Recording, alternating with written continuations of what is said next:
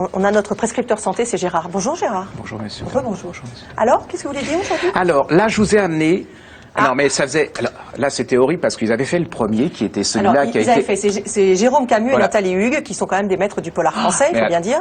Ça a été un choc. Hein. C'est-à-dire que ces W3. deux... Ils sont à deux, hein, la femme et le mari. On le sent d'ailleurs parce qu'il y a des chapitres plus ou moins, c'est plus féminin et tout, mais je suis pas sûr en plus que le plus méchant là-dedans soit le Nathalie, type. Hein. Je pensais qu'il y avait des trucs très durs, mais c'est pas grave. Et ça a été un choc quand on les a... Le premier est paru, ça a été vraiment un truc énorme. C'est une des nouvelles voix, enfin, puisqu'ils font une entité hein, du polar français. Ouais. Alors c'est quelque chose de complètement différent de tout ce que vous allez jusque-là. Déjà, ça s'inscrit dans le contemporain, c'est-à-dire que les décors dans lesquels vous vivez, c'est ceux dans quoi ça se passe. Les personnages, c'est ça qui est troublant. Vous avez l'impression qu'ils font un peu partie de vous, que vous les connaissez, actuel, et tout. C'est absolument abominable.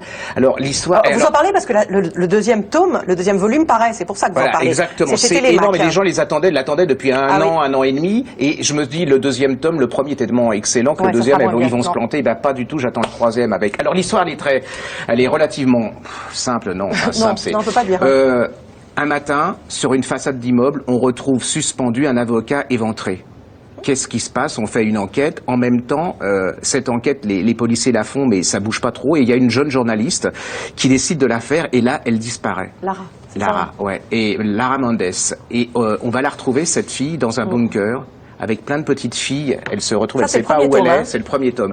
On sait pas où elle est, et il y a plein de corps d'enfants qui sont morts. C'est absolument abominable. Alors ça, c'est le premier tome. Je vous dis pas ce qui va se...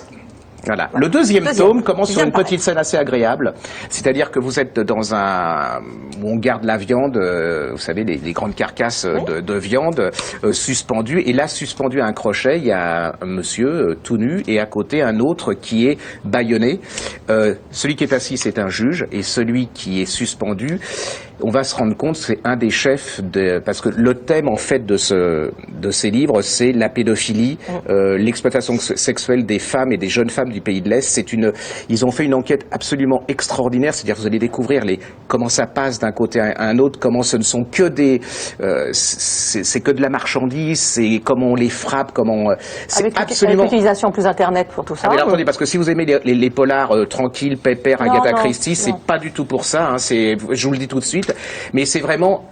Des chocs, Alors, et en même temps, qu'est-ce qui se passe? C'est qu'il y a plein de policiers qui disparaissent et qui meurent, on ne sait pas pourquoi. C'est une enquête, et il y a un Russe là-dedans qui est en fait le justicier. Alors, ce qui est assez troublant là-dedans, moi, ce qui me choque énormément, c'est alors il y a aussi une critique... C'est quoi? Attendez, je vais vous le dire après. Il y a une critique des médias, vous savez, les chaînes d'information permanentes. Là, c'est terrible parce que W3, en fait, c'est une chaîne qu'ils vont créer qui est privée pour dénoncer cette pédophilie que personne ne décrit. Et alors, ce qui est absolument troublant, c'est qu'ils écrivent ce que vous pensez quelque part que vous refoulez, c'est-à-dire qu'il y a la haine, la vengeance, c'est-à-dire que là-dedans, les gens qui sont victimes, la famille, vont vouloir se venger. Et vous, votre culture, vous dites, bon, on peut le penser, mais et là, ils font remonter à jour tout ça. C'est absolument troublant parce que vous mettez du côté des, vous êtes le justifié horrible qui allait assassiner, enfin, parce que c'est de l'assassinat, qui va faire la justice. C'est une fois que vous êtes dedans. Honnêtement. Camus, Le mal par le mal, c'est le deuxième tome, c'est chez Télémac, c'est vraiment à lire. C'est énorme. Alors c'est de la famille d'Albert ou pas? Non, c'est pas d'Albert, non. Pas pareil. Non, parce que Albert, il était dans le sud et eux, ils sont du nord. Bon, d'accord. Alors, on va faire un truc. Madame a donné son régime pour être en pleine forme.